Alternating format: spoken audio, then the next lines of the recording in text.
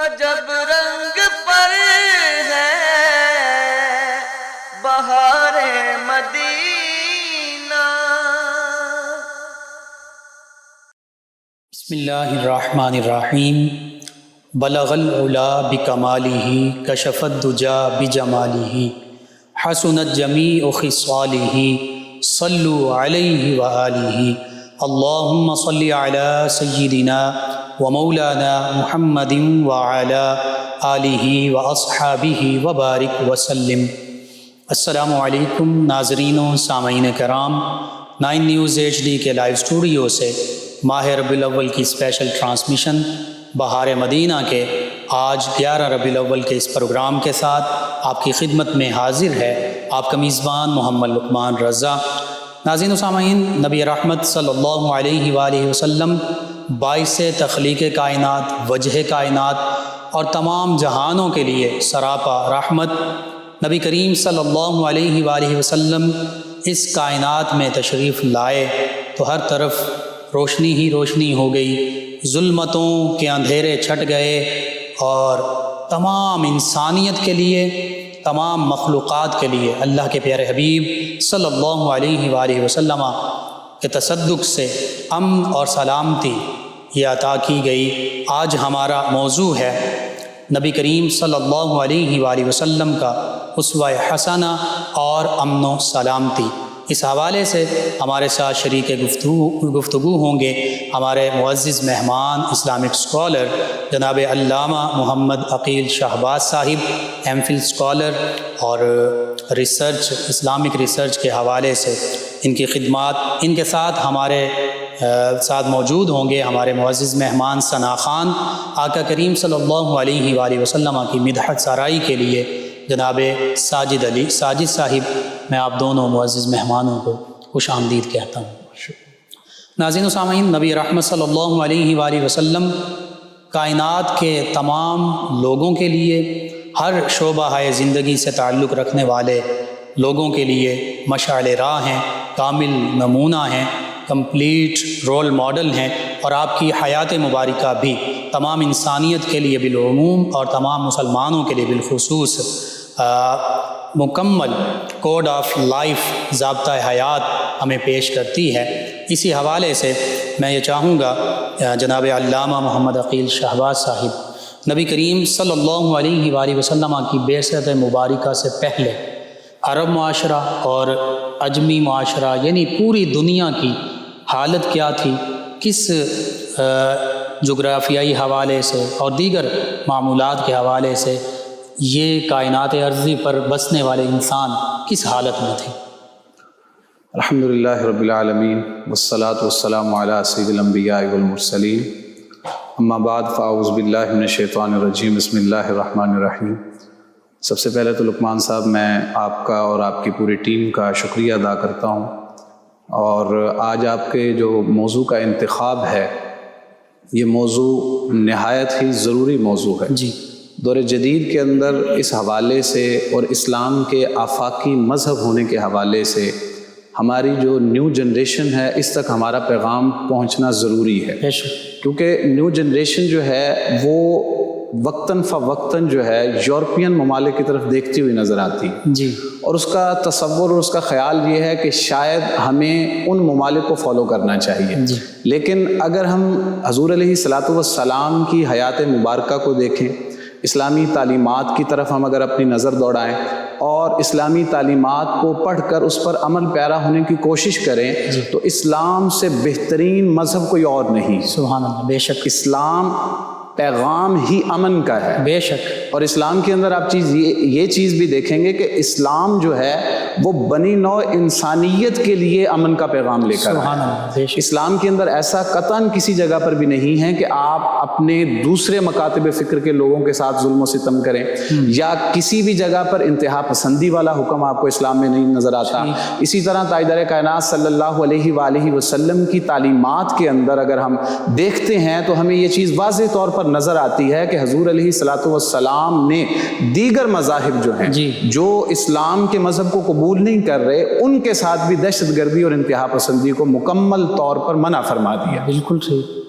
اسلام کے آفاقی دین ہونے کے ساتھ ساتھ اسلام جو ہے امن و سلامتی کا داعی ہے. سبحان اللہ. آپ اس کے اندر یہ چیز دیکھیں کہ اسلام جو ہے اس کا مطلب اسلام سلامتی سے نکلا، یا پھر قرآن مجید فرقان حمید میں اسلام لانے والوں کو مومنین کہا جاتا ہے. یا ایھا الذین آمنوا کے مختلف جگہ پر خطابات موجود ہیں. اسی طرح قرآن مجید میں یؤمنون کا لفظ، الذین یؤمنون بالغیب، مختلف مقامات پر مومن ایمان سے بنا، اور ایمان کا مطلب ہی امن ہے. سبحان اللہ. یعنی جو دائرہ اسلام کے اندر داخل ہو جاتا ہے، ہم یہ چیز دیکھتے ہیں کہ وہ امن و سلامتی کو اپنی ذات کے اندر ڈھال لیتا ہے، سبحان اللہ. اور اپنے ارد گرد رہنے والے لوگوں کے لیے بھی امن و سلامتی کا پیغام لے کر اٹھتا ہے. اب اگر ہم یہاں پر یہ دیکھیں کہ اسلام سے قبل تاجدار کائنات صلی اللہ علیہ وسلم، نبی کریم خاتم النبیین صلی اللہ علیہ وآلہ وسلم کی بعثت سے قبل کے اگر ہم حالات کا جائزہ لیں اور ہم تاریخی اعتبار سے ہسٹوریکل ہم اس کا تجزیہ کرنے کی کوشش کریں، تو ہمیں یہ چیز نظر آتی ہے کہ جغرافیائی اعتبار سے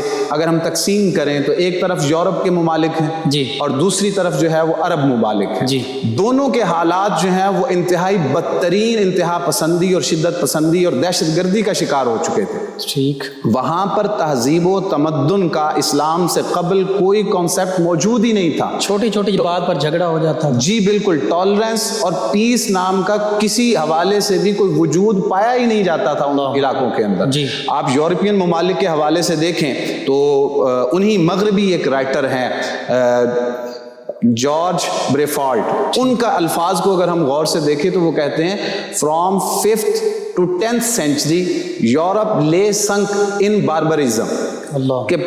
5ویں صدی عیسوی سے لے کر 10ویں صدی عیسوی تک وحشت اور بربریت کے جو ہیں وہ سائے یورپ کے اوپر منڈلا رہے تھے. اور پھر وچ گریو ڈارکر اینڈ ڈارکر. صرف اتنا ہی نہیں، یہ بربریت اور بد تہذیبی جو تھی، جو ان کا تمدن تباہ و برباد ہو چکا تھا، یہ مزید تاریکی کے اندر ڈوبتا چلا جا رہا تھا. اور مزید وہ ساتھ یہ بھی لکھتے ہیں کہ یہ جو باربریزم تھی، یہ جو بربریت تھی، یہ جو وحشت تھی، یہ جو ان کے اندر انتہا پسندی تھی، اور یہ جو ان کے اندر دہشت گردی پائی جاتی تھی، یہ تمام کی تمام چیزیں مور آفل کا لفظ استعمال کیا، اینڈ ہاریبل کا لفظ استعمال کیا، کہ جو جاہلیت کے دور تھے یورپ کے، ان سے بھی زیادہ یہ خطرناک اور زیادہ یہ بدترین شکل اختیار کر چکی تھی ان کی تہذیب. اور اگر ہم عرب ممالک کی طرف جاتے ہیں اور عرب ممالک کو دیکھتے ہیں، عرب کلچر کو دیکھتے ہیں، تو عرب کلچر کے اندر بھی اس وقت حضور علیہ الصلوۃ والسلام کی بعثت سے قبل اور اسلام کی آمد سے قبل،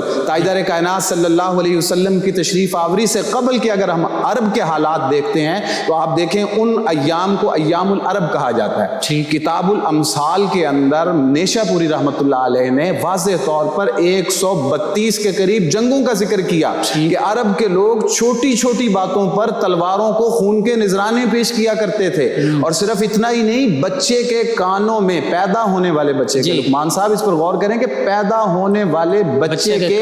کان میں جو پہلا لفظ پڑتا تھا وہ لفظ انتقام کا لفظ ہوا کرتا. یعنی اس عرب معاشرے کا کلچر ہی یہ تھا کہ اپنے بچوں کے اندر انتقام کو وہ ٹرانسفر کر کے جایا کرتا. نسل در نسل ان کی دشمنی جو ہے وہ چلتی رہا کرتی تھی. چھوٹی سی بات پر قبیلوں کے، ٹرائبز کے آپس میں جو اختلافات ہوتے تھے، ان پر صرف اور صرف ان کا ایک ہی مقصد ہوتا تھا کہ ہم نے یا اپنی جان قربان کر دینی ہے یا دوسرے لوگوں کی جان جو ہے وہ ان کو قتل کر دینا ہے. یعنی قتل و غارت اور خون بہانا یہی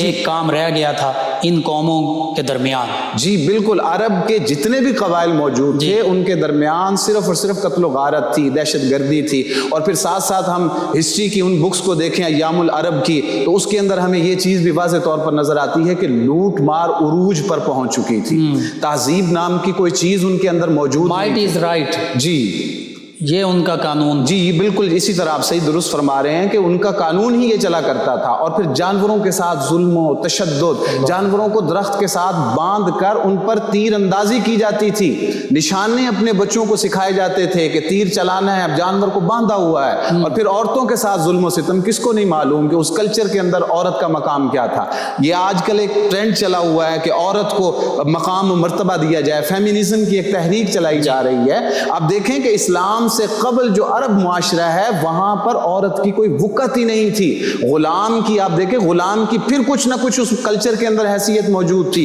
اس کو پھر کچھ کھانے کو مل جایا کرتا تھا، لیکن عورت کی عزت کو پامال کیا جا رہا تھا اس کلچر کے اندر، عورت کے دامن کو داغدار کیا جا رہا تھا اس کلچر کے اندر. اس کلچر میں عورت کو اپنی جوتی سے بھی زیادہ حقیر سمجھا جا رہا، جانوروں سے بدتر ان سے سلوک، بالکل جانوروں سے بدتر ان کے ساتھ سلوک کیا جاتا تھا. اور پھر ہسٹوریکلی یہ بات واضح ہے کہ ایک عورت کے ساتھ ایک شخص نہیں، کئی لوگ بیک وقت شادی کر رہے ہوتے تھے، اور بیک وقت کئی لوگوں کی وہ بیوی بنی ہوئی ہوتی تھی. خادمہ تو دور کی بات، خادمہ سے بھی نچلے درجے میں جا کر اس کے ساتھ سلوک کیا. علامہ صاحب بعض کا تو والد فوت ہو گیا تو بیٹا جو ہے وہ ایسے ہی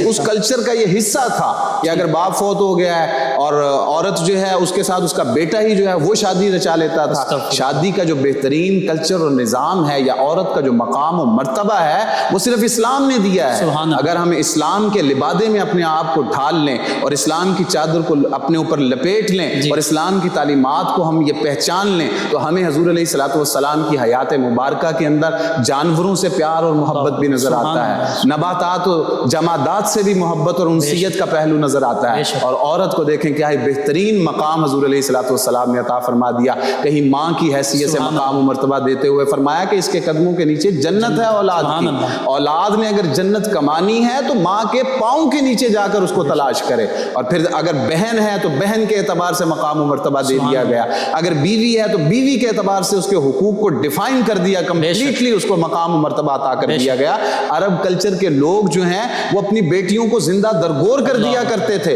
حضور علیہ الصلوۃ والسلام نے واضح طور پر یہ تعلیم ارشاد فرما دی. تاجدار کائنات صلی اللہ علیہ وسلم نے فرمایا کہ جو دو بیٹیوں کی پرورش کرے گا بروز قیامت میں اور وہ ان دو انگلیوں کی طرح آپس میں جنت کے اندر موجود ہوں. دیکھیں یہ بہترین کلچر اور یہ بہترین مقام و مرتبہ عورت کو جو ہے وہ صرف اور صرف اسلام ہی دے رہا ہے. ورنہ جغرافیائی اعتبار سے بر صغیر کا علاقہ ہو، عرب ممالک ہوں، عرب ٹرائبز ہوں، یا اگر ہم دیکھیں تو یورپین ممالک جو اس وقت مغربی دنیا ہے ان کی طرف اگر ہم دیکھیں تو یہ تمام کے تمام بد تہذیبی کا شکار تھے، دہشت گردی کا شکار تھے، انتہا پسندی کا شکار تھے، اور تہذیب و تمدن کے اعتبار سے ان کے اندر کسی حوالے سے بھی کوئی تہذیب اور اخلاقیات کی چیز موجود نہیں تھی. علامہ صاحب آپ نے بڑا ایک اچھا حوالہ کوڈ کیا کہ 5ویں 6ٹی صدی عیسوی سے 10ویں 11ویں صدی عیسوی تک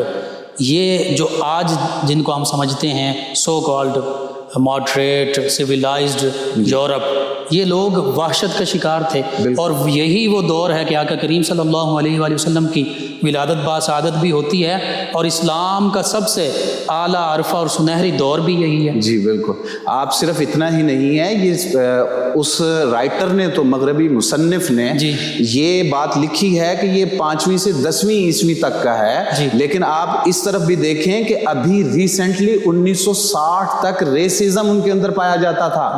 افریقہ کے جو کالے رنگ کے لوگ تھے ان کے ساتھ ان کا رویہ کیا تھا، یونیورسٹیز کے اندر ان کو ایڈمیشن نہیں ملتا تھا. یہی معاملہ امریکہ کے اندر بھی ایسا ہی معاملات تھے، اور وہ رنگ اور نسل کا جو تعصب کا ایک ان کے اندر پایا جاتا تھا وہ انتہا کو ابھی تک پہنچا ہوا تھا. اس کے کچھ واقعات جو ہیں بعض کا سامنے آ بھی جاتے ہیں. ریسنٹلی پچھلے کچھ سالوں میں امریکہ میں بھی اس طرح کے معاملات، امریکہ کے اندر بھی اس طرح کے بہت سے واقعات ہوئے، اور اس کے اندر انہوں نے باقاعدہ جو ہے وہ کالے رنگ کے لوگوں کی قتل و غارت گیری کی ہے اور ان کی نسل کشی کی ہے. اور اسلام کی تعلیمات دیکھیں آپ بہترین طریقے سے. حضرت عمر فاروق رضی اللہ عنہ آپ جانتے ہیں قریش کے سرداروں کے قبیلے سے ہیں، قریش کے قبیلے نہیں، قریش کے سرداروں کے قبیلے سے، اور امیر المومنین ہیں، خلیفۃ المسلمین ہیں. اور ادھر دوسری طرف اگر امام العشاق میں کہوں گا ان کو، سیدنا بلال رضی اللہ عنہ کا مقام و مرتبہ، وہ حبشہ کے ایک اجمی النسل، عربی النسل بھی نہیں ہے، اجمی ہے، اور غلاموں میں سے ہیں. ان کے آزاد ہو جانے کے بعد حضرت عمر فاروق رضی اللہ عنہ، امیر المومنین سیدنا عمر فاروق رضی اللہ عنہ جب بھی سیدنا بلال رضی اللہ عنہ کو پکارتے ہیں تو ان الفاظ کے ساتھ یاد کرتے ہیں، سیدنا بلال، ہمارے سردار بلال رضی اللہ عنہ. یہ اسلامی تعلیمات تھی جہاں پر ریسزم کا کوئی تعلق نہیں تھا، جہاں پر نسل کشی کا کوئی تعلق نہیں تھا، جہاں پر صرف امن ہی امن تھا اور سلامتی ہی سلامتی تھی. اور فرما دیا گیا کہ تم سب آدم کی اولاد ہو. جی بالکل. ایک ماں ایک باپ سے پیدا ہوئے ہو. کسی گورے کو کسی کالے پر کوئی فوقیت نہیں, کسی عربی کو کسی عجمی پر کوئی فوقیت حاصل نہیں, اور اسی کے برعکس یہ دیکھیں لیکن فضیلت صرف تقویٰ کو فرمایا. جی ایسے ہی ہے, اسلام کے اندر جو ہے وہ کوئی رنگ اور نسل کا امتیاز نہیں ہے. سبحان اللہ. اسلام کے اندر جو انسان ہے وہ قابل تعظیم ہے. اسلام کے اندر تو صرف انسان ہی نہیں, میں کہوں گا کہ نباتات, جمادات, جانوروں کے حقوق کو بھی ایکسپلین کر دیا گیا ہے کمپلیٹلی, اور بتا دیا گیا ہے کہ جانوروں کا خیال بھی رکھنا ہے, ان کو خوراک پوری دینی ہے, ان کے اوپر ان کی طاقت سے زیادہ بوجھ نہیں ڈالنا ہے. یہ تمام چیزیں صرف اسلامی تعلیمات کے اندر موجود ہیں. آپ کو کسی اور مذہب میں آج بھی یہ چیزیں نظر نہیں آئیں گی. وائٹ سپرمیسی کا کانسیپٹ آج بھی ان ممالک کے اندر موجود ہے جن کو فالو کرنے کی کوشش کی جا رہی ہے, جن کی تعلیمات کو پاکستان کے اندر نافذ کرنے کی کوشش کی جا رہی ہے, ہمارے نوجوان نسل آئیڈیالائز کرنے کی ایسے ہی ہے جن کو ہماری نئی نسل جو ہے وہ سمجھتی ہے کہ وہ اخلاق کے اعلیٰ معیار پر ہے. نیوزی لینڈ کا واقعہ یاد نہیں ہے کہ وہاں پر ہمارے ساتھ انہوں نے کیا کیا ہے, کس طرح بربریت کا نشانہ بنایا گیا ہے مسلمانوں کو, اور پھر اس کے جو قتل کرنے والا شخص تھا اس کو فقط نفسیاتی مریض کہہ کر ڈکلیئر کر دیا گیا. اور ادھر ہمارے مسلمانوں کی طرف سے اگر ایک پتھر بھی پھینک دیا جائے تو اس کو دہشت گردی ڈکلیئر کر دیا جاتا ہے. اسلامو فوبیا آج بھی یورپ کے اندر موجود ہے, اسلام دشمنی آج بھی یورپ کے اندر موجود ہے. اور آپ پاکستان کے اندر دیکھ لیں, ہندو بھی رہ رہے ہیں, عیسائی مذہب کے لوگ بھی رہ رہے ہیں, سکھ مذہب کے لوگ بھی رہ رہے ہیں, اور پاکستان میں تو سکھوں کے لیے راہداری کھول دی گئی, کرتارپور بارڈر کھول دیا گیا. اگرچہ اس کے بیک گراؤنڈ پہ اگر جائیں تو دور رس نتائج ہمیں کچھ خطرناک بھی ثابت ہو سکتے ہیں اس کے, لیکن پھر بھی بیک وقت اگر آپ ان چیزوں کو دیکھیں, اسلام تو دیگر مذاہب کے جو ہے وہ تعلیم اور تربیت پر بالکل کوئی روک ٹوک نہیں لگا رہا. ان کے لیے ایک ہی اصول ہے, لکم دینکم ولی دین, کہ تمہارے لیے تمہارا دین ہے, ہمیں اس سے کوئی غرض نہیں ہے کہ تم کس مذہب پر ہو, تم انسان ہو, تم ہمارے لیے قابل تعظیم ہو. اور حضور علیہ الصلوۃ والسلام نے یہ اصول دے دیا ذمیوں کے حوالے سے, اقلیتوں کے حوالے سے, یعنی جو پاکستان میں غیر مسلم رہ رہے ہیں ان کے حوالے سے. تاجدار کائنات نبی کریم صلی اللہ علیہ وآلہ وسلم نے جو اصول دیا وہ یہ دیا کہ اگر کسی مسلمان نے کسی غیر مسلم ذمی یا اقلیت کے ساتھ کوئی زیادتی کی, کوئی ظلم کیا, تو کل بروز قیامت میں اللہ کی عدالت میں مسلمان کے خلاف لڑوں گا, اور اس کی طرف سے میں اس کا دفاع کر رہا ہوں گا. دیکھیں اسلامی تعلیمات تو یہ ہیں کہ اگر آپ نے کسی پر ظلم کر دیا ہے تو آپ غیر مسلم کا ساتھ دیں گے. اگر کسی مسلمان نے کسی دوسرے مذہب کے کسی شخص پر ظلم کیا ہے تو ہم نے ظلم کا ساتھ نہیں دینا, ہم نے انصاف کا ساتھ دینا ہے, ہم نے عدل کا ساتھ دینا ہے, ہم نے حق کا ساتھ دینا ہے. اور یہی حق جو ہے یہ ہر طرف اسلام ہی پھیلا سکتا ہے. یہ امن اور سلامتی جو ہے یہ صرف ہر طرف اسلام ہی پہنچا. بے شک, سبحان اللہ. آپ نے مذہبی حالت کا اور مذاہب کی آزادی کا ذکر کیا. اسلام مکمل آزادی دیتا ہے, لیکن یہ اس پر بھی کلام فرمائیے کہ نبی رحمت صلی اللہ علیہ وآلہ وسلم کی تشریف آوری سے پہلے, بالخصوص بعثت مبارکہ سے پہلے, جو پوری دنیا کے مختلف خطوں میں انسانیت کی مذہبی حالت تھی, کن مذاہب کے پیروکار تھے اور ان کے عقائد, ان کی تعلیمات کیا تھیں, اور توحید سے یعنی اللہ کے پیارے حبیب صلی اللہ علیہ وآلہ وسلم نے پہلے انبیاء کرام علیہ السلام کی طرح اللہ وحدہ لا شریک کی عبادت کا حکم دیا, اس سے کیسے دور تھے اور کیسے جہالت کے گھٹا ٹوپ اندھیروں میں ڈوبے ہوئے تھے. جی لقمان صاحب, اگر ہم کیٹاگوریکلی اس وقت کے مذاہب کو دیکھیں تو ہمیں مختلف مذاہب اس دنیا کے اندر نظر آتے ہیں. اسلام سے قبل یہودیت کا مذہب بھی موجود ہے, اسلام سے قبل عیسائیت کا مذہب بھی موجود ہے, اسلام سے قبل ہندوازم بھی موجود ہے, اور اسلام سے قبل مجوسیوں اور پارسیوں کا مذہب بھی موجود ہے. آپ یہ چیز دیکھیں, اب ان کو اگر کیٹاگوریکلی ہم الگ الگ ڈیفائن کرتے چلے جائیں تو ہمیں یہ چیز واضح ہوتی ہے کہ امن اور سلامتی تو صرف اسلام کے دامن میں. یہودیوں کے حوالے سے اگر ہم دیکھتے ہیں تو یہودیوں کا سب سے پہلے تو آپ یہ چیز دیکھیں کہ عیسائی اور یہودیوں کا شروع سے ہی حضرت عیسیٰ علیہ السلام کے زمانے سے ہی آپس میں اختلاف چلا آ رہا تھا. اور عیسائی جو ہیں یہ آج بھی یہ کلیم کرتے ہیں کہ حضرت عیسیٰ علیہ السلام کو سولی جو چڑھایا گیا تھا وہ یہودیوں کی طرف سے چڑھایا گیا تھا. اسلام کی تعلیمات تو یہ ہیں کہ حضرت عیسیٰ علیہ السلام کو زندہ ہی اللہ تبارک و تعالیٰ نے آسمانوں پر اٹھا لیا, اور قرب قیامت میں وہ تشریف لائیں گے, گے اور حضور علیہ صلاۃ والسلام ہی کی شریعت کی تبلیغ فرمائیں گے اور تمام مسلمان ان کو فالو کریں گے. یعنی وہ الگ سے اپنی شریعت نہیں تبلیغ کر رہے ہوں گے بلکہ اسلام ہی کی تبلیغ کی ذمہ داری ان کے کندھوں پر ڈال دی جائے گی اور امام مہدی علیہ السلام کے ساتھ وہ نکلیں گے اور پوری دنیا کے اندر اسلام کا پرچم لہرا دیں گے. لیکن عیسائیوں کے نظریات کے مطابق یہودیوں نے حضرت عیسیٰ علیہ السلام کو شہید کیا, عیسیٰ علیہ السلام کو سولی پر چڑھایا اور پھر اس کے بعد سے عیسائیوں اور یہودیوں کے درمیان قتل و غارت کا دورہ شروع ہو گیا. جس کو جہاں پر بھی موقع ملتا تھا وہ دوسرے کی گردن دبوچ کر اس کی نسل کشی کرنے کی کوشش کر رہا ہوتا تھا. یہودیوں کے نظریات جو ہیں اگر ہم ان کو دیکھیں تو ان نظریات کے اندر بھی یہ چیز واضح طور پر ان کا وہ پیغام موجود ہے کہ وہ یہ کہتے ہیں کہ جو ہمارے مذہب کو تسلیم نہیں کرتا وہ اللہ تبارک و تعالیٰ کا نہ تو محبوب ہے اور نہ ہی اس کو اس دنیا کے اندر زندہ رہنے کی کوئی اجازت ہے. اور آج بھی معاذ اللہ اگر ہم دیکھیں کہ یہودیت جو ہے وہی ہر طرف قتل و غارت کے اندر آپ کو ملوث نظر آتی ہے, چاہے وہ چائنا کے اندر قتل و غارت ہو رہی ہو, چاہے وہ عراق کے اندر ہو, بوسنیا کے اندر ہو, فلسطین کے اندر بھی ہو, ہر طرف جہاں پر سازش ہو رہی ہے وہاں پر یہودیت کا ماسٹر مائنڈ آپ کو یہودی ہی نظر آئیں گے. وہی ہر طرف سے جو ہے وہ انسانیت کا قلع کما کرتے ہوئے نظر آئیں گے اور اپنی سپرمیسی ظاہر کریں گے اور کہیں گے کہ صرف اور صرف یہودیت ہی اس قابل ہے کہ وہ اس روئے زمین پر رہ سکتے ہیں. اور اگر ہم دوسری طرف حالانکہ ان کے اعمال کیا تھے انبیاء کرام علیہ السلام کے ساتھ ان کا رویہ, جی انبیاء کرام علیہ السلام کے حوالے سے دیکھیں آپ قرآن مجید کے اندر یہودیت کے حوالے سے جو تعلیمات موجود ہیں, جو ان کی ہسٹری کو قرآن مجید نے بیان کیا کہ ان الذین یکفرون بآیات اللہ ویقتلون النبیین بغیر حق ویقتلون الذین یأمرون بالقسط. اللہ تبارک و تعالیٰ نے فرمایا کہ یہ یہودیوں کا طریقہ کار جو ہوا کرتا تھا وہ یہ تھا کہ یہ اللہ تبارک و تعالیٰ کی آیتوں کا کفر کرتے تھے, انکار کرتے تھے, اللہ تبارک و تعالیٰ کے احکامات کو ماننے سے انکار کر دیتے تھے. اور پھر آگے صرف انسانیت نہیں, اللہ تبارک و تعالیٰ کے چنیدہ لوگ جن کو اللہ تبارک و تعالیٰ نے تبلیغ انسانیت کے لیے مبعوث فرمایا تھا, جن کو اللہ تبارک و تعالیٰ نے جن انبیاء کرام کی یہ ذمہ داری لگائی تھی کہ وہ انسانیت کو راہ راست پر لے کر آئیں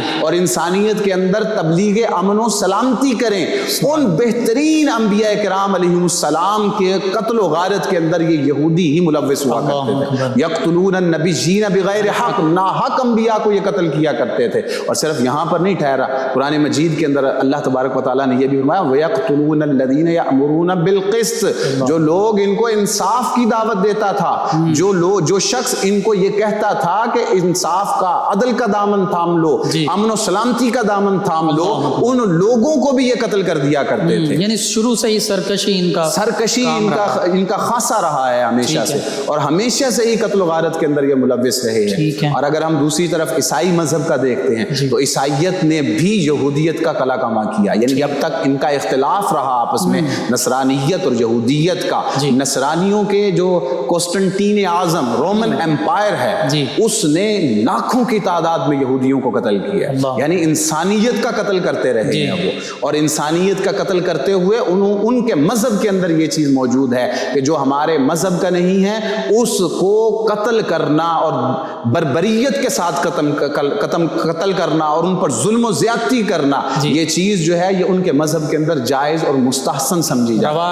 روا رکھتے ہیں وہ. اور اگر ہم ہندوازم کی طرف آ جائیں, ہندوؤں کا دھرم جو ہے اس کو ہم اگر دیکھتے ہیں تو یجروید جو ان کی ہے اس کی دیانند سوامی صاحب جو ہیں وہ ایکسپلینیشن کرتے ہوئے چند الفاظ میں ان کا خلاصہ بیان کرتے ہیں. وہ کہتے ہیں جی یجروید کی تعلیمات کے مطابق جو ہندوازم کے دھرم کو قبول نہیں کرتا اس کو بے دردی کے ساتھ قتل کر دیا جائے. اور ایگزامپل دیتے ہیں ساتھ کہ جیسے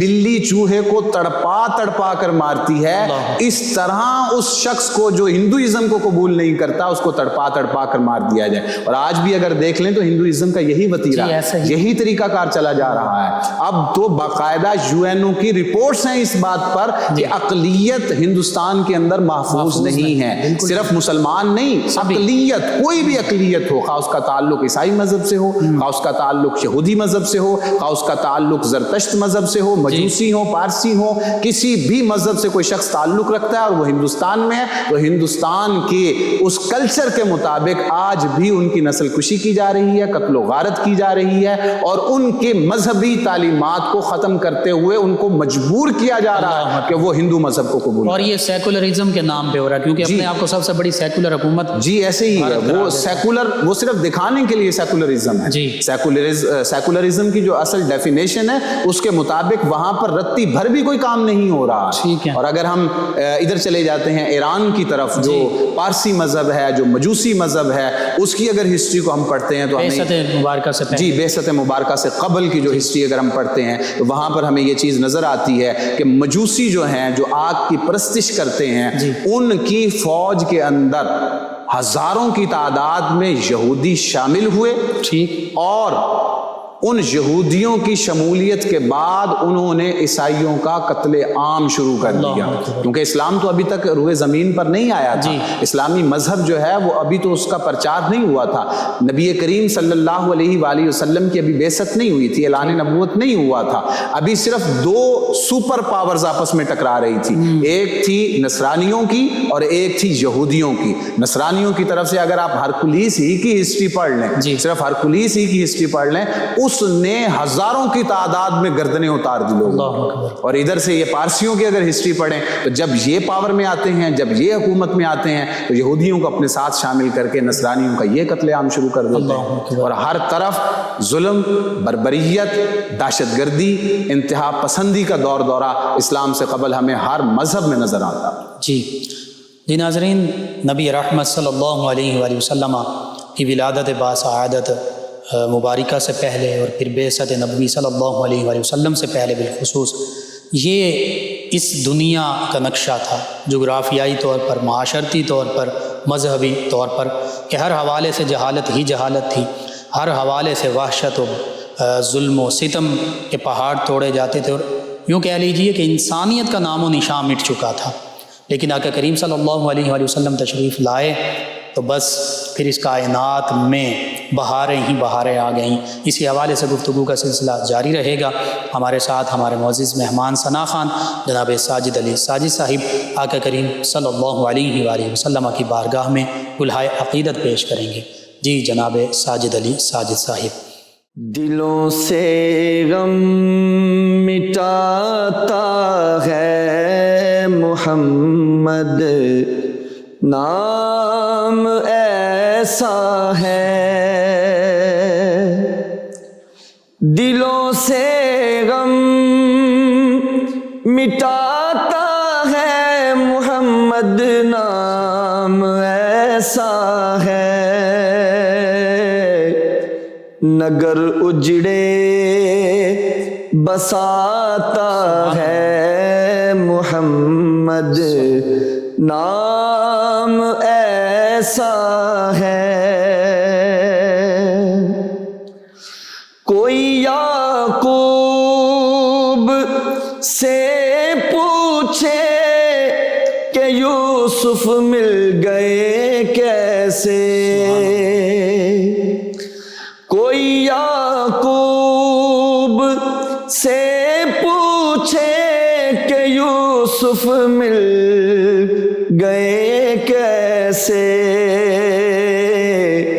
یہ بچھڑوں کو ملاتا ہے محمد, نام ایسا ہے.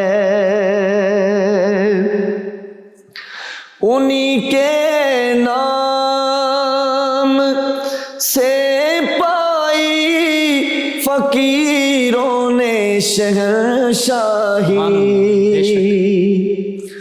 انہی کے نام سے پائی فقیروں نے شہنشاہی. خدا سے بھی ملاتا ہے محمد, نام ایسا ہے. نگر اجڑے بساتا ہے محمد, نام ایسا ہے. محمد محبت کے کمل کھلتے ہیں ان کو یاد کرنے سے، محبت کے کمل کھلتے ہیں ان کو یاد کرنے سے، بڑی خوشبوئیں لاتا ہے محمد، نام ایسا ہے، مدد حاصل ہے مجھ کو آج بھی سرکار مدینہ کی، مدد حاصل ہے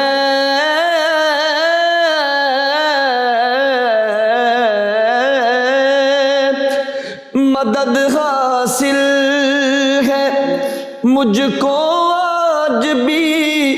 سرکار مدینہ کی، میری بگڑی بناتا ہے محمد، نام ایسا ہے، دلوں سے غم مٹاتا ہے محمد، نام ایسا ہے۔ سبحان اللہ، سبحان اللہ، جزاک اللہ۔ جی ناظرین و سامعین، 9 نیوز HD کے لائیو اسٹوڈیو سے آج 11 ربیع الاول کا یہ اسپیشل پروگرام بہار مدینہ کی اسپیشل ٹرانسمیشن کے تحت آپ تک پہنچایا جا رہا ہے، اور نبی کریم صلی اللہ علیہ وآلہ وسلم جو تمام کائنات کے لیے سراپا رحمت ہیں، آپ کی اسی رحمت اور اس سے جو تمام انسانیت نے حصہ پایا، اس پر گفتگو ہو رہی ہے کہ کیسے آپ کی ولادت باسعادت اور پھر بعثت مبارکہ سے پہلے انسانیت کی کیا حالت تھی، اور آقا کریم صلی اللہ علیہ وآلہ وسلم نے اسلام میں انسانیت کو کیا مقام و مرتبہ عطا فرمایا، کیسے امن و سلامتی کا تحفہ عنایت کیا گیا۔ ہمارے ساتھ شریک گفتگو ہیں جناب علامہ محمد عقیل شہباز صاحب، اسلامک اسکالر۔ جی علامہ محمد عقیل شہباز صاحب، اسوہ حسنہ نبی کریم صلی اللہ علیہ وآلہ وسلم، اس کی روشنی میں امن و سلامتی کا تصور کیا ہے؟ جی لقمان صاحب، اس میں آپ سب سے پہلے تو یہ دیکھیں کہ اسوہ حسنہ کہا کسے جاتا ہے۔ جی، اسوہ کہتے ہیں کسی بھی ایک طریقے کو، ٹھیک، کسی بھی طریقے کو جب آپ بہترین اور اچھا طریقہ قرار دیں تو اسوہ حسنہ کے نام سے اس کو تعبیر کیا جاتا ہے۔ تاجدار کائنات صلی اللہ علیہ وسلم کے اوپر نازل ہونے والی کتاب قرآن مجید فرقان حمید مکمل کی مکمل ہی ایک بہترین نصاب زندگی ہے۔ یعنی اگر ہم نے کسی سلیبس کو اپنی زندگی میں فالو کرنا ہے تو وہ ہمارے پاس صرف قرآن مجید فرقان حمید کی صورت میں ہے، لیکن اس میں یہ چیز بھی ذہن نشین رہے کہ قرآن مجید فرقان حمید سے مجھے یا آپ کو کیا سمجھ آ رہا ہے یہ میٹر نہیں کرتا، یہ شریعت نہیں ہے۔ شریعت وہی ہے کہ جو قرآن مجید فرقان حمید سے سمجھ کر نبی کریم خاتم النبیین صلی اللہ علیہ وآلہ وسلم نے بیان فرمایا۔ سبحان اللہ، جو آپ کا عمل مبارکہ وہ قرآن کی عملی تفسیر۔ جی وہ تو آپ دیکھیں نا، حضرت عائشہ رضی اللہ عنہا نے واضح طور پر فرما دیا، ان سے آپ سے سوال کیا گیا کہ حضور علیہ الصلوۃ والسلام کے اخلاق کیا ہیں، تو آپ نے فرمایا کان خلقہ القرآن، کہ حضور علیہ الصلوۃ والسلام کے جو اخلاق تھے وہ بعینہ ہی قرآن ہی تھے۔ یعنی اس سے پہلے میں آپ کو یہ بات بھی کرنا چاہوں گا کہ اللہ تبارک و تعالیٰ نے فرمایا هو الذی بعث فی الامیین رسولا منہم یتلو علیہم آیاتہ ویزکیہم ویعلمہم الکتاب والحکمہ۔ سبحان اللہ، اللہ تبارک و تعالیٰ نے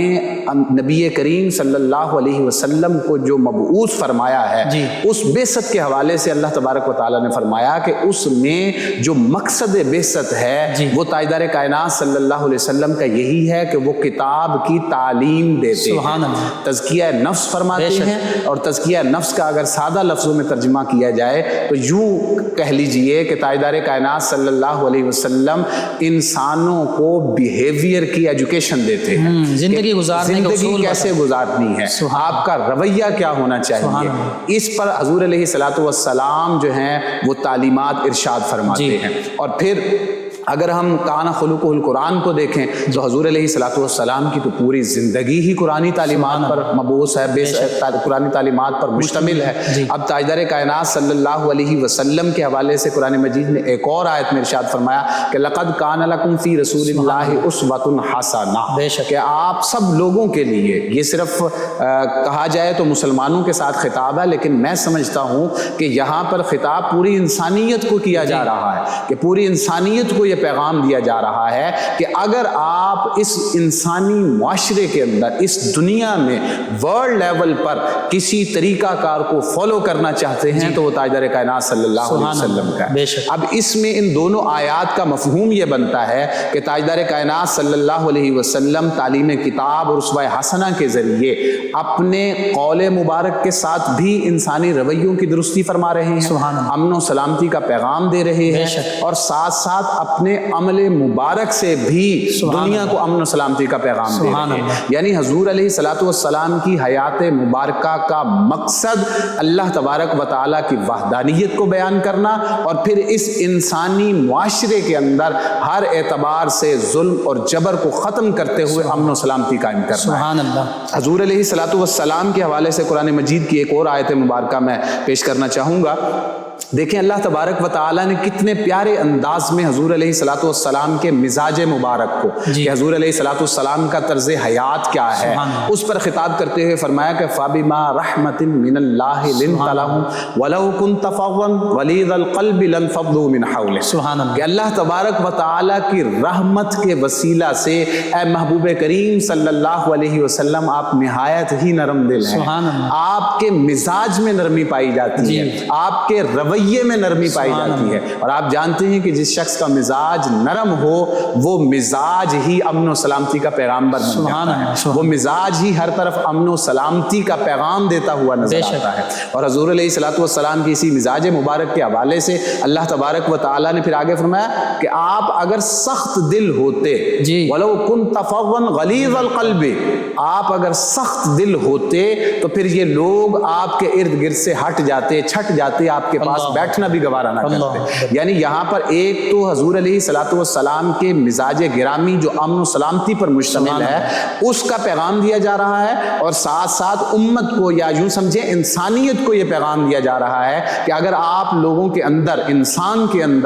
کے مزاج کے اندر، امن و سلامتی کے مزاج کے اندر نرمی نہ پائی جائے، سختی پائی جائے، آپ یہ چیز دیکھیں کہ سختی وہ دینی غیرت اور حمیت کے حوالے سے تو ہو سکتی ہے، جس طرح حضور علیہ الصلوۃ والسلام کا فرمان ہے من رآ منکم منکرا فلیغیرہ بیدہ فإن لم یستطع فبلسانہ فإن لم یستطع فبقلبہ ذلک ضعف الایمان، سبحان اللہ، کہ اگر تم میں سے کوئی کسی بری چیز کو دیکھتا ہے تو پھر اس کو سب سے پہلے اپنے ہاتھ سے روکنے کی کوشش کرے، اگر اپنے ہاتھ سے نہیں روک پاتا پھر اپنی زبان سے اس کو روکنے کی کوشش کرے، اور اگر زبان سے نہیں روک پاتا، اس کو طاقت نہیں ہے، استطاعت نہیں ہے کہ وہ زبان سے روک پائے، تو پھر اس کو دل میں کم از کم برا ضرور جانے، اور پھر اس کو ایمان کا کمزور ترین درجہ قرار دیا گیا۔ بہترین مقام و مرتبہ اسلام کا یہی ہے کہ آپ کسی برائی کو روکنا چاہتے ہیں تو دینی غیرت اور حمیت کے ساتھ اس برائی کے سامنے دیوار بن کر کھڑے ہو جائیں اور اپنے ہاتھ سے اس برائی کو روکنے کی کوشش کریں۔ ظلم و ستم کے خلاف سب سے پہلے ہاتھ سے جہاد، ہاتھ سے اس کو روکا جائے گا۔ ظلم و ستم اگر کہیں پر ہو رہا ہے، جبر ہو رہا ہے، تو اس کے خلاف آپ نے سب سے پہلے اپنے طاقت کو استعمال کرنا ہے۔ ہاتھ سے مراد ہاتھ نہیں ہے، ہاتھ سے مراد طاقت ہے، کہ آپ کے پاس جو طاقت موجود ہے، کہیں پر بھی ظلم ہو رہا ہے، جتنی آپ استطاعت رکھتے ہیں اپنی طاقت کے ذریعے اس ظلم کو روکنے کی کوشش کریں۔ اور پورے انسانی معاشرے کے حوالے سے صرف یہ نہیں ہے کہ کسی مسلمان پر ظلم ہو رہا ہے تو وہاں پر آپ نے طاقت سے روکنا ہے، مظلوم کا ساتھ دینا ہے، اس کا تعلق چاہے کسی بھی مذہب سے ہو، اس کا آپ نے حق کے ساتھ کھڑے ہونا ہے اور ظلم کو روکنے کی کوشش کرنی ہے۔ اور پھر دوسری طرف دیکھیں آپ نے آپس میں رہتے ہوئے رحماء بینہم کا مزاج اپنانا ہے، یعنی آپ کا طریقہ کار جو ہونا چاہیے وہ یہ ہونا چاہیے کہ مسلمان مسلمان سے پیار کرتا ہو، مسلمان مسلمان سے محبت رکھتا ہو، انسیت کا تعلق قائم ہو، اور آپس میں ایک دوسرے کو حقارت سے نہیں دیکھنا، ایک دوسرے کو حقیر نہیں جاننا، ایک دوسرے کے مقام و مرتبے کو ملحوظ خاطر رکھنا ہے۔ اور پھر دیکھیں اگر ہم یوں سمجھیں نا کہ اگر میں آپ کی عیب جوئی کروں یا میری کوئی عیب جوئی کرے وہ مجھے برا لگے گا، میں اس سے نفرت کرنے لگوں گا، اور پھر وہ نفرت بڑھتے بڑھتے مجھے ظلم کی طرف لے جائے گی، اور پھر آپس میں لڑائی جھگڑا بھی پاسبل ہے کہ ہمارے درمیان جو ہے وہ جھگڑا شروع ہو جائے اس وجہ سے کہ اس نے میری برائی کی ہے، چار لوگوں کے درمیان بیٹھ کر مجھے برا کہا ہے۔ تو اس حوالے سے تاجدار کائنات صلی اللہ علیہ وآلہ وسلم کی تعلیمات ہیں۔ حضور علیہ الصلوۃ والسلام نے فرمایا کہ جس نے کسی مسلمان کی عیب پوشی کی، یعنی اس کے عیب کو چھپا کر رکھا، کل بروز قیامت اللہ تبارک و تعالیٰ اس کے عیبوں کو چھپائے۔ یعنی یہاں پر دیکھیں کہ واضح طور پر ہر اس سبب کو تعلیمات نبوی صلی اللہ علیہ وسلم میں ختم کیا جا رہا ہے، ہر اس سبب کو جڑ سے اکھاڑ پھینکا جا رہا ہے جو سبب ظلم کا سبب بن رہا ہے، جو سبب ظلم اور جبر کی طرف لے کر جا رہا ہے، ہر اس سبب کو ختم کرنے کی تعلیمات۔ من قتل نفسا بغیر نفس او فساد فی الارض فکانما قتل الناس جميعا ومن احیاها فکانما احیا الناس جميعا، یہ بھی تو اسلام کی تعلیم۔ جی بالکل، قرآن پاک کے اس کے اندر یہی حکم ہے کہ جس نے کسی ایک جان کو ناحق قتل کیا اس نے گویا کہ پوری انسانیت کا قتل کر دیا۔ اور یہاں پہ مسلم نان مسلم کی کوئی یہاں پر کوئی کلیریفیکیشن نہیں کی گئی، کوئی ڈفرینشیٹ نہیں کریٹ کیا گیا یہاں پر کہ بھئی آپ نے جو ہے وہ غیر مذہب کے اندر تو نہیں اس طرح کرنا، اپنے مذہب والوں کو بچانا۔ ایک چیز کا ذکر کیا کہ فساد فی الارض میں وہ ملوث نہ ہو۔ جی ناحق جو اگر ہے ٹھیک ہے، آپ نے ناحق کا ساتھ نہیں دینا، اسلامی تعلیمات میں آپ نے حق کا ساتھ دینا ہے ہمیشہ، اور حق کے ساتھ کھڑے ہوتے ہوئے اگر مظلوم کوئی غیر مذہب سے بھی تعلق رکھتا ہے، اسلام سے تعلق نہیں رکھتا، غیر مسلم ہے، کسی بھی مکتب فکر سے تعلق رکھنے والا ہے، آپ نے اس کے ساتھ کندھے سے کندھا ملا کر کھڑے ہونا ہے اور اس کو ظلم سے بچانے کی کوشش کرنی ہے۔ اور پھر دیکھیں، اور باقاعدہ یہ فقہی اصول بھی ہے جو قاضی مقرر کیے جاتے ہیں، اگر اس طرح کا کسی بھی مسلم مملکت میں غیر مسلم کے ساتھ کوئی ظلم ہوتا ہے تو وہ باقاعدہ اس کی طرف سے وکالت کرتے ہوئے اس کو حق دلوائیں گے۔ جی ایسے ہی ہے، یہ ہمارے جوڈیشری سسٹم کا یہ اصول ہے، یہ اسلامی اصول بھی ہے اور یہ قانونی اصول بھی ہے، ریاستی اصول بھی ہے کہ اگر کوئی غیر مسلم کے اوپر ظلم کیا گیا ہے تو ایک مسلمان وکیل کھڑا ہو کر اس کا دفاع کرتا ہوا آپ کو نظر آئے گا، اور یہ حسن ہے اسلام کا، اور یہ حسن ہے پاکستان کا، یہ ہمارے مذہب کا حسن ہے کہ ایک مسلمان وکیل جو ہے وہ غیر مسلم کی وکالت کرتا ہوا نظر آتا ہے۔ کسی اور مذاہب کے اندر آپ کو ایسا نظر نہیں آئے گا، دیگر مذاہب والے اسلام کے دفاع کے لیے کبھی کھڑے نہیں ہوتے، دیگر مذاہب والے مسلمان کو اس کا حق دلوانے کے لیے کبھی آپ کو وکالت کرتے ہوئے نظر نہیں آئیں گے۔ یہ صرف اسلام ہی کا خاصہ ہے اور تعلیمات نبوی صلی اللہ علیہ وسلم کا خاصہ ہے کہ آپ امن اور سلامتی دیتے ہوئے نظر آئیں۔ آخر میں مختصراً جو عالمی امن و سلامتی کے حوالے سے انیشیٹو انسیڈنٹس ہیں جو آقا کریم صلی اللہ علیہ وآلہ وسلم کی حیات مبارکہ میں لیے گئے، جیسے صلح حدیبیہ ہے یا فتح مکہ ہے یا صحابہ کرام علیہ رضوان کے عہد مبارکہ میں بیت المقدس فتح ہوتا ہے اور جس میں ذرا بھی خون نہیں بہایا جاتا، اس حوالے سے جو اسلام کی تعلیمات ہیں، آقا کریم صلی اللہ علیہ وآلہ وسلم کا مبارک عمل ہے، یہ بھی اس پر بھی کلام فرمائیے۔ جی اس پر تو آپ سب سے پہلے یہ چیز دیکھیں لقمان صاحب کہ تاجدار کائنات صلی اللہ علیہ وسلم کی جو تعلیمات ہیں جنگ کے حوالے سے، جی سب سے پہلے تو انہیں دیکھ لیں کہ حضور علیہ الصلوۃ والسلام نے جو جہاد کا تصور دیا ہے مسلمانوں کو، اس میں واضح طور پر یہ اعلان فرما دیا ہے کہ دوران جنگ جو شخص آپ کے مقابلے میں جنگ کرنے کے لیے نہیں آیا، آپ نے اس کے اوپر تلوار جو نہتا ہے، جو نہتا ہے آپ نے اس کے اوپر تلوار نہیں اٹھانی، اس کو قتل نہیں کرنا، اس کو ظلم کا نشانہ نہیں بنانا، جو بوڑھا ہے آپ نے اس کو بھی قتل نہیں کرنا، جو بچہ ہے آپ نے اس کو بھی کچھ نہیں کہنا۔ صرف اتنا ہی نہیں، آپ یہ چیز دیکھیں، آپ کو دیگر مذاہب کے اندر لقمان صاحب یہ چیز نظر نہیں آئے گی۔ تاجدار کائنات صلی اللہ علیہ وسلم جو محسن انسانیت ہیں، انہوں نے مسلمانوں کو یہ اصول دیا ہے کہ دیگر مذاہب کے مذہبی نمائندوں اور مذہبی جو عبادت گاہیں ہیں ان کی بھی تکریم کرنی ہے، ان کو بھی جنگ کے دوران तबाह व बर्बाद नहीं करना, उनका ख्याल रखना है, शजर व हजर का ख्याल रखना है, फसलों को तबाह नहीं करना। ये तालीमात जो हैं वो आपको सिर्फ इस्लाम के अंदर तो नजर आएंगी, दीगर किसी मजहब के अंदर। यहाँ पर तो फ़लस्तीन के बच्चों पर, घरानों पर ऊपर से मिसाइल गिरा दिए जी। ये दौर जदीद के अंदर अगर हम देख लें, दीगर तालीमात तो दूर की बात, दौर जदीद ही का अमल अगर हम देख लें तो हमें दीगर मज़ाहिब के जो लोग हैं, यहूदी, वो जुल्म सितम करते हुए नज़र आते हैं, अमेरिका वाले जुल्म सितम करते हुए नज़र आते हैं, नसरानियत पूरी की पूरी जुल्म सितम के अंदर हमें हर जगह पर मुलव्वस नज़र आती है। अगर किसी जगह पर मजलूम के साथ खड़ा होगा तो मुसलमान खड़ा होगा, अगर किसी जगह पर जुल्म के खिलाफ आवाज़ उठाएगा तो मुसलमान आवाज़ उठाएगा, अगर किसी जगह पर अमन और सलामती का पैगाम लेकर टॉलरेंस की बात करेगा, पीस की बात करेगा तो वो मुसलमान करेगा, चाहे वो आपका इंडिया का पायलट ही वापस करके आपको अमन और सलामती का पैगाम क्यों ना देना हो, आप अमन और सलामती के साथ खड़े हुए सिर्फ आपको मुसलमान ही नजर आएंगे और पूरी इंसानियत की कदर करते हुए नजर आएंगे। अल्लामा साहब देखिए, फतह मक्का के मौके पर वो जो कुतिया ने बच्चे दिए हुए थे, नबी करीम सल्लल्लाहु अलैहि वसल्लम ने ये फरमा दिया कि भाई तुम अपना रास्ता बदल लो, इस रास्ते से कोई ना। जी बिल्कुल ऐसे ही है। लेकिन फतह मक्का से पहले अगर हम चीज़ें देखते हैं, उसमें देखें ताजदार कायनात सल्लल्लाहु अलैहि वसल्लम ने जब स्टेट कायम की है मदीना मुनव्वरा के अंदर, जो एक इस्लामी रियासत कायम हुई है, तो उस इस्लामी रियासत के बाद जो सबसे पहला मुआहदा हुआ है वो यहूदियों और दीगर कबाइल के साथ हुआ है जो अभी तक मुसलमान नहीं हुए, जिस मुआहदे को मिसाक मदीना के नाम के साथ याद किया जाता है। उसके आप दफात पढ़ें, उसके आर्टिकल्स पढ़ें, इंसान दंग रह जाता है। और आपको ये बात भी बताता चलूं कि वो the first written constitution in the world वो मिसाक मदीना ही,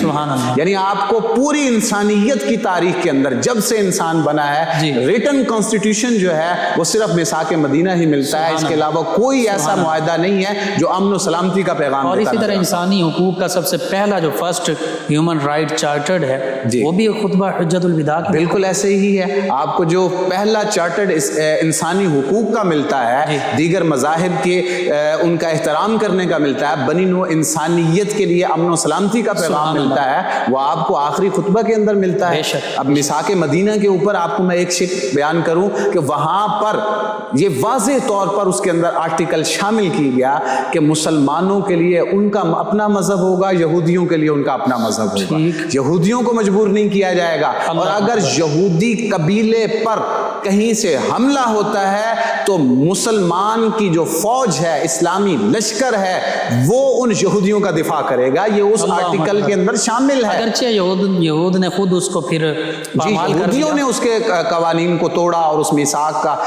मिसाक के साथ बदअहदी का मामला किया, और उस मिसाक को तोड़कर मुसलमानों के खिलाफ जो है वो खुद मुशरिकीन मक्का के साथ मिल गए और उनको सपोर्ट किया। लेकिन मुसलमानों ने हमेशा यहूदियों को उस मुआहदे के, जब तक वो मुआहदा मौजूद रहा, उस मुआहदे के तहत यहूदियों को तहफ़्फ़ुज़ फराहम किया और यहूदियों के साथ अमन और सलामती के साथ रहे। और अगर हम दूसरी तरफ देखें, हमें सुलह हुदैबिया नजर आता है, मुस्लिम लश्कर मौजूद है वहां पर जी, और पावर के अंदर मौजूद है जी, हजारों की तादाद में सहाबा किराम मौजूद हैं। वहां पर सहाबा किराम की तादाद इतनी है कि वो मुशरिकीन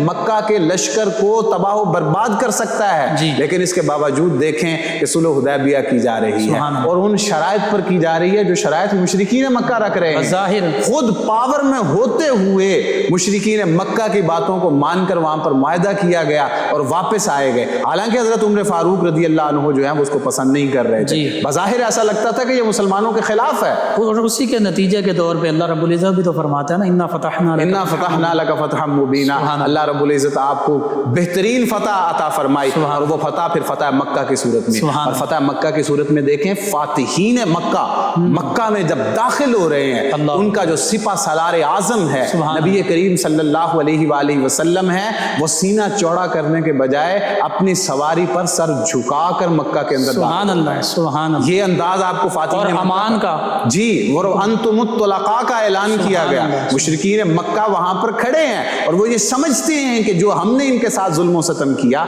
वहां पर वो शख्स भी खड़ा है जिन्होंने अम्मार बिन यासिर रज़ी अल्लाह अन्हु के वालिदैन करीमैन को शहीद किया था। उन पर वहां पर वो भी खड़े हैं जो हुजूर अलैहिस्सलातु वस्सलाम और दीगर सहाबा किराम अलैहिम रिदवान के साथ जुल्म सितम करते रहे, वो सब सामने खड़े کھڑے ہیں، لیکن حضور علیہ الصلوۃ والسلام اعلان فرما رہے ہیں کہ جو ابو سفیان کے گھر میں داخل ہو جائے اسے بھی امان ہے، جو بیت اللہ شریف کے اندر داخل ہو جائے اسے بھی امان ہے، اور پھر سب کو اعلان کر رہے ہیں کہ تم نے ظلم و ستم کیے، تم اب کیا سمجھتے ہو کہ میں کیا معاملہ کروں گا؟ حضور علیہ الصلوۃ والسلام پھر ان کے اوپر ان کے سامنے یہ اعلان کر رہے ہیں کہ انتم الطلقاء، تم سب آزاد ہو، تثریب علیکم اليوم، ہاں جی، لا تثریب علیکم اليوم، میں اب اللہ تبارک و تعالیٰ کے محبوب اعلان فرما رہے ہیں کہ میں تم سب کو آزاد کرتا ہوں، کسی پر کسی بھی حوالے سے کوئی ظلم و ستم نہیں کیا جائے گا، کسی سے کوئی بدلہ نہیں لیا جائے گا۔ اب دیکھیں بدر کی جو جنگ ہوتی ہے اس کے اندر قیدی آتے ہیں، یہ دیگر ممالک کی فوج آج بھی قیدیوں کے ساتھ کیا سلوک کرتے ہیں وہ ہمارے سامنے ہی ہے۔ گوانتانا موبے کے اندر کیا ظلم و ستم نہیں ہوا، کیا ظلم و ستم نہیں کیا گیا، لیکن اس وقت کی تعلیمات تاجدار کائنات صلی اللہ علیہ وسلم کی دیکھیں کہ وہ بدر کے قیدی جب مشرکین مکہ قیدی ہو کر آتے ہیں، حضور علیہ الصلوۃ والسلام ان کے لیے صرف ایک شرط رکھتے ہیں اور فرماتے ہیں کہ تم ہمارے بچوں کو کچھ پڑھا دو، تم اسی میں آزاد کر دیے۔ دیکھیں یہ قیدیوں کے ساتھ جو سلوک روا، یہ امن و سلامتی کی، یہ امن و سلامتی کے تحت ہوا، اور یہی تعلیمات نبوی صلی اللہ علیہ وسلم ہمیں اصحاب کے دور میں بھی نظر آتی ہے، خلفائے راشدین کے دور میں بھی نظر آتی ہے۔ دیکھیں بیت المقدس کا جو فتح ہو رہا ہے، حضرت عمر فاروق رضی اللہ عنہ کی جو 22 لاکھ مربع میل پر حاکم وقت ہیں، امیر المومنین خلیفہ دوم ہیں، وہ اپنے لشکر کو جب وہاں پر بھیجتے ہیں، اور اس وقت ورلڈ کا سب سے بہترین لشکر مسلمانوں کا لشکر مانا جاتا تھا، جس طرح آج ISI سب سے بہترین ایجنسی مانی جاتی ہے، اس وقت جو دنیا کا سب سے بہترین فوجی لشکر تھا وہ مسلمانوں کا لشکر تھا۔ وہ بیت المقدس کے دروازے پر کھڑا ہے، لیکن وہاں پر کوئی خون ریزی نہیں، وہاں پر کسی کو قتل نہیں کیا جا رہا، کسی عیسائی کی گردن کو نہیں اتارا جا رہا، کسی کے ساتھ ظلم و ستم نہیں کیا جا رہا، صرف محاصرہ کر کے کھڑے ہیں اور امن و سلامتی کے ساتھ بیت المقدس کے اندر داخل ہو رہے ہیں۔ میں یہ بات بھی یہاں پر بتاتا چلوں کہ ہسٹوریکلی یہ ثبوت موجود ہے کہ عیسائیوں نے کہا کہ یہودیوں کو یہاں پر داخل مت ہونے دیا جائے۔ بیت المقدس جب فتح ہوا، امیر المومنین سیدنا عمر فاروق رضی اللہ عنہ جب وہاں پر عیسائیوں کے ساتھ معاہدہ کرنے کے لیے تشریف لے گئے تو وہاں پر عیسائیوں کے پادریوں نے اور عیسائیوں کے جو پوپ تھا اس نے یہ معاہدہ رکھا کہ یہاں پر یہودیوں کو کبھی مت داخل ہونے دیجیے گا، لیکن پھر بھی مسلمانوں ہی نے، جو آج فلسطین میں ظلم و ستم یہودی ہم پر کر رہے ہیں، مسلمانوں ہی نے ان کے اس شرط کو ختم کیا اور کہا کہ یہودی بھی چونکہ اس جگہ کی تعظیم کرتے ہیں تو ان کو کم از کم یہاں پر آنے کی اجازت دی جائے۔ اور پھر بعد میں فلسطین والوں نے جب ان کے خلاف پھر سے کریک ڈاؤن ہوا اور ان کی قتل و غارت یہودیوں کے خلاف شروع ہوئی، پھر سے فلسطین کے مسلمانوں نے یہودیوں کو پناہ دی، تحفظ دیا اور فلسطین میں رہنے کی اجازت دی ہے، لیکن اس کے باوجود آج دیکھ لیں کہ وہی یہودی مسلمانوں پر ظلم و ستم کرتے ہوئے نظر آتے ہیں، اور مسلمان ابھی بھی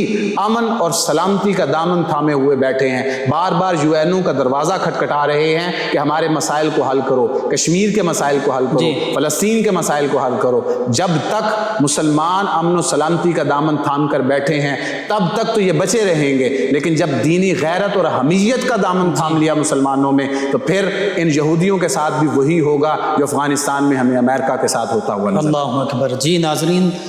دین اسلام دین امن و سلامتی نام ہی سے ظاہر اللہ رب العزت نے دین اسلام